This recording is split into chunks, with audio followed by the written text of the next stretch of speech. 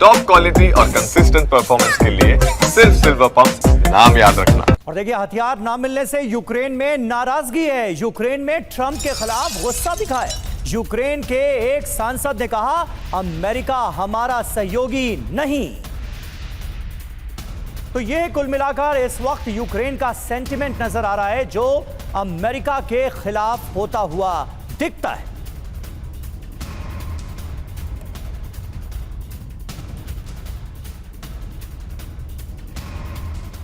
हालांकि एक बड़ा सवाल समीर ऐसे में यही कि अमेरिकी हथियार ना मिलने से क्या ये मान लिया जाए कि यूक्रेन ये युद्ध हार रहा है? इस सवाल पर भी एक्सपर्ट से सवाल करें उससे पहले 5 आशंकाएं आपके सामने, जहां रूस को सैन्य बढ़त तो मिलेगी ही, फ्रंट लाइन पर भी यूक्रेनी सेना को बड़े स्तर पर नुकसान पहुंचेगा और यूक्रेन की रक्षा प्रणाली जाहिर सी बात है कमजोर होगी और यूक्रेनी सैनिकों का मनोबल भी गिरेगा। यूरोप और नेटो पर भी ऐसे में दबाव जरूर बढ़ेगा। बिल्कुल, और हमारे साथ तमाम खास मेहमान मौजूद हैं। यूरोप और नाटो पर इस वक्त बंसल साहब किस तरह का दबाव आप देख रहे हैं इस जंग के मद्देनजर? इतने साल हो गए इस जंग को, हासिल वसूल कुछ निकल नहीं रहा है। अगर हम यूरोप और अमेरिका के लिहाज से देखें, कुल मिलाकर रूस ही बढ़त लेता हुआ अभी भी नजर आ रहा है। ऐसे में आगे क्या? देखिए, इस युद्ध के शुरुआत से ही जो है यूक्रेन को कभी फुल सपोर्ट नहीं मिली। कुछ समय कोई हथियार दे दिया जाता है, कभी नहीं दिया जाता है, लेकिन ये एक बात ज़रूर है कि जो रशिया का इंटेंशन है, वो जो 4 स्टेट्स हैं यूक्रेन के, उनको पर कब्जा करना है, जबकि पूरा यूरोप ये चाहता है कि अगर रशिया इसमें बढ़त हासिल कर लेता है तो अगला नंबर उनका है। तो यूरोप के जो बाकी कंट्री हैं, चाहे उसमें आप फ्रांस ले लीजिए, जर्मनी ले लीजिए, पोलैंड ले लीजिए या यूके ले लीजिए, उनका इंटेंशन यही है कि वो सपोर्ट करते रहेंगे और अंदर खाने अभी भी कोई हथियार उनको दिए जा रहे हैं। और एक दिन ऐसा आएगा, पता लगा कि यूक्रेन ने हमला कर दिया क्रीमिया के ऊपर में या कर्च ब्रिज के ऊपर में, या कोई और दहला दिया है यूक्रेन में जो रशिया के हिस्सों का।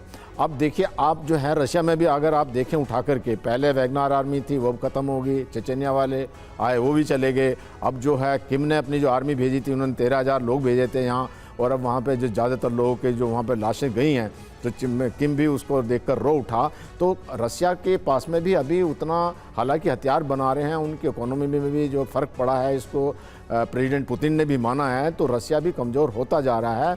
तो मुझे नहीं लगता है कि यूरोप जो है यूक्रेन को हारने देगा। बार बार ये कहा गया है कि जेलेंस्की को हटा दिया जाएगा या उनको हथियार नहीं मिलेंगे, लेकिन बाद में हथियार भी मिलते हैं और जेलेंस्की ही बने हुए हैं। इसमें अभी उनको हटाने का ये प्रस्ताव जो रहा है, ये कहा जरूर जाता है, लेकिन जो फेस है या जो रेसिस्टेंस जो जेलेंस्की दे रहे हैं, जो सभी चाहते हैं यूरोप के कंट्री, तो वो चलता रहेगा। और इसमें यूरोप को जो है ये यूक्रेन को सपोर्ट करना पड़ेगा, वो करते रहेंगे।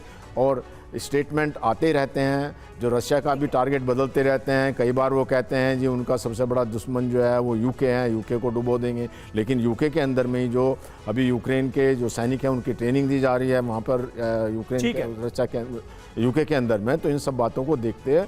बिल्कुल, आपने ये बात सही कही। कई बार तो ऐसा लगता है कि अमेरिका से ज्यादा अदावत रूस की ब्रिटेन के साथ है। और देखिए, युद्ध में रूस के फिदाइन स्नाइपर्स को लेकर एक बड़ी खबर आ रही है। ग्रेनेड से लैस रहते हैं फिदाइन स्नाइपर्स। युद्ध में फंसने पर खुद को विस्फोट करके उड़ा लेते हैं ये स्नाइपर। ये पता चला है रूस के फिदाइन स्नाइपर्स का एक एक्शन। देखिए इन तस्वीरों में। और ये रूस के सैन्य काफिले पर गुरिल्ला हमले को लेकर खबर है, जहां रूस के ग्रुप को एंटी पर्सनल माइंस से उड़ाया गया और एंटी पर्सनल माइंस की चपेट में रूस के कई बाइकर्स भी आ गए। ये तस्वीर जरा गौर से देखिए। यूक्रेनी ठिकानों पर ऑपरेशन से पहले रूस के सैनिकों की मौत को लेकर यह खबर सामने आई है।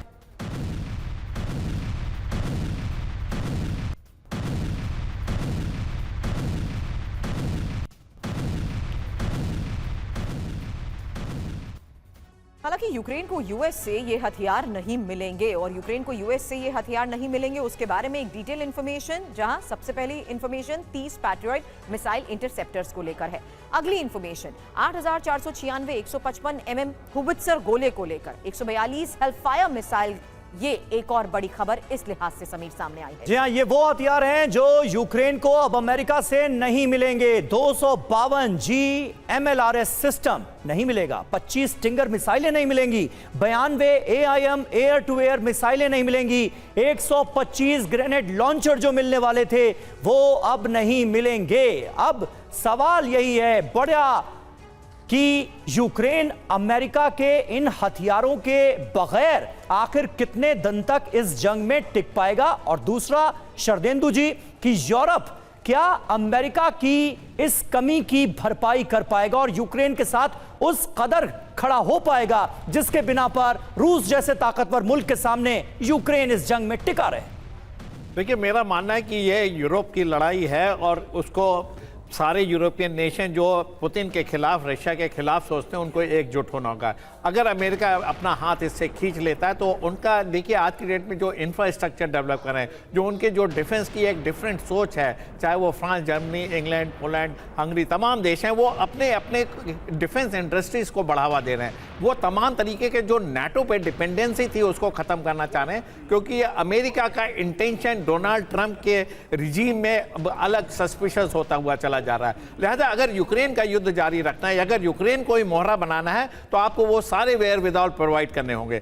देखिए, एक तरीके का भय है तमाम नेबरिंग कंट्री, चाहे वो हंगरी है, पोलैंड है, चाहे लातविया हो, लिथुआनिया हो, बाल्कन स्टेट हो, तमाम लोगों को डर है कि रशिया का प्रभुत्व उनके ऊपर आएगा और उसको बैलेंस करता है, चेक करता है यूक्रेन। लिहाजा वो पूरी कोशिश करेंगे कि यूक्रेन को पंप किया जाए, यूक्रेन को सारे हथियार दिया जाए, और जो यूरोप की लड़ाई है वो यूक्रेन ही उनके बिहाफ पे लड़ता रहे, और जो सफरिंग है वो यूक्रेन तक ही सीमित रहे। वो नहीं चाहते कि ये वॉर स्पिल ओवर होके किसी और कंट्री में जाए, लिहाजा इस तरीके की मदद जारी रहेगी। लेकिन मैं बहुत ज्यादा डोनाल्ड ट्रंप के स्टेटमेंट को महत्व इसलिए नहीं देता हूं कि स्टैंड बदलते रहते हैं, सिचुएशन डिफरेंट होती है, कुछ और डील निकलेगी और जिसके तहत इस तरीके के हथियार की सप्लाई। आप तो महत्व नहीं देते, लेकिन संजय जी महत्व देते हैं। वो कहते हैं इतने हल्के में नहीं लेना चाहिए अमेरिका जो कह रहा है।